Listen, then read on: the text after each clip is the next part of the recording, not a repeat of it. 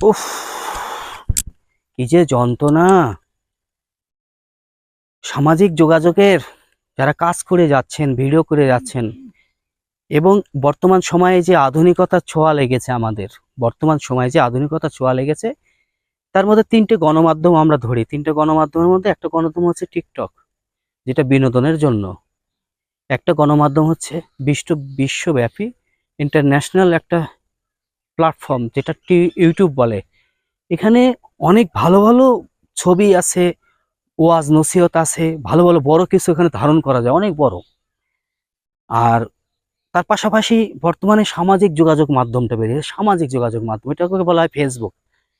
যদি ফেসবুকের কথা ধরেন আপনি, ফেসবুক আসলে আপনাকে চিন্তাধারা করে নিতে হবে, আপনি কি টিকটকে যাবেন, না ইউটিউবে যাবেন, না ফেসবুকে যাবেন। ফেসবুকে কারা সম্পৃক্ত আমি বলে দিই, কারা সংযুক্ত আছে।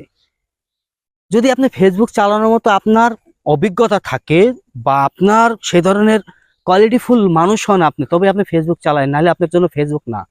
হ্যাঁ, ফেসবুক আপনি চালাতে পারেন, অশিক্ষিত মানুষ হলেও চালাতে পারেন। এটা আমার শ্রদ্ধেয়, যারা মেহনত করে খায়, আমার রিক্সাওয়ালা ভ্যান, তারাও ভাই সে চালাতে পারেন, কোনো সমস্যা নাই। তবে আমার রিক্সাওয়ালা ভাইয়ের ভিতরে যে দীক্ষাটা আছে, কিছু শিক্ষিত মানুষের ভিতরে সেই দীক্ষাটা নাই।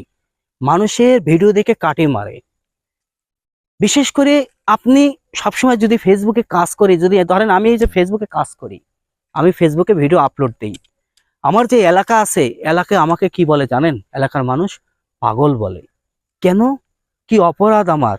আমার ভিডিও থেকে একটা জিনিস, প্রবলেমটা দেখিয়ে দেন, একটা জিনিস আজকে প্রবলেম দেখিয়ে দেবেন, কালকে ছেড়ে দেবো, পরশুদিন আপনার ছাত্র হয়ে যাবেন, আপনি আমাকে দেখিয়ে দেবেন কিভাবে আমি ভিডিওটা করব।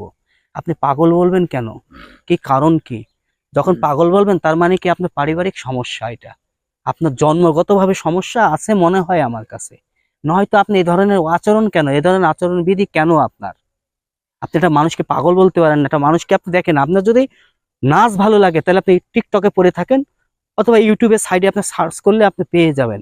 আর নাই তো আপনি যদি সামাজিক যোগাযোগে আসেন, সামাজিক যোগাযোগ ফেসবুক, ডাক্তার, ইঞ্জিনিয়ার, ব্যারিস্টার, শিক্ষক, শিক্ষিকা থেকে শুরু করে আমার গায়ের চাষি ভাইরা পর্যন্ত এর সাথে সম্পৃক্ত। একটা চাষির মূল্যায়ন কত জানেন?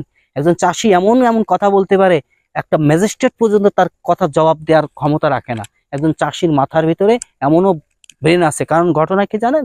কেন ব্রেনটা হচ্ছে? চাষির মাথায় বুদ্ধিটা কে দিয়েছে? আল্লাহ সুবহানাহু ওয়া তাআলা দিয়েছে। কেন দিয়েছে?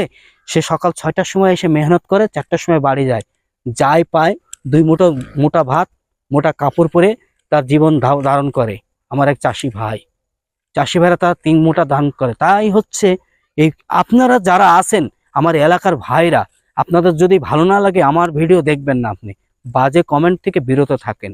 কারণ ফেসবুক একটা স্ট্যান্ডার্ড কমিউনিটি গাইডলাইন, বাজে কমেন্ট করলে এটা তো আপনারই সমস্যা, আপনি কিন্তু পড়ে যাবেন। আর দ্বিতীয় কথা হচ্ছে, পারিবারিক সূত্রে কারোর সাথে কথা বলবেন না। যখনই আবার যদি পারিবারিক সূত্রে কথা বলবেন, যেই বলবেন আমি জানবো না, অথচ আমি কিন্তু এটা বুঝে নেবো যে আপনার পারিবারিক সমস্যা আছে। কারণ এটা পারিবারিক, আপনার শিক্ষা, আপনার শিক্ষাটার অভাব আছে, আপনি ঠিক পারিবারিক থেকে শিক্ষাটা পাননি।